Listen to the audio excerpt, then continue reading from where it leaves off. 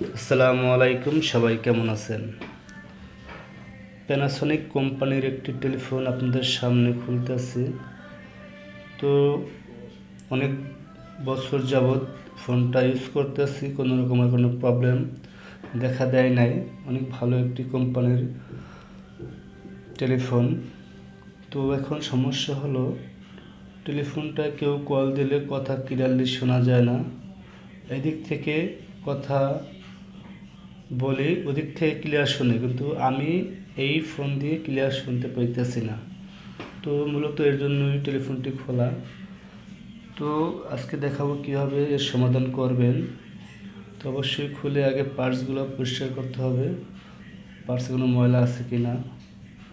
এবং এই যে বাটনের নাম্বারিং বাটনগুলো তো অনেক ময়লা থাকে, যার কারণে ঠিকঠাক মতো বাটনও কাজ করে না।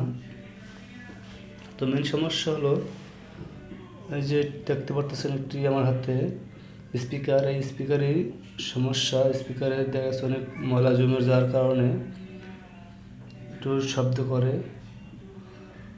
তো ময়লাগুলো পরিষ্কার করে দিয়েছি এবং আপনারা এভাবে দেখে দেখে কাজগুলো করে নেবেন। তো আমার কাজ করা শেষ, এখন আবার ফিটিং করে দেবো, আপনাদের সামনে দেখবেন। তো অবশ্যই ফিটিং করে আবার পুনরায় ব্যবহার করতে পারবেন।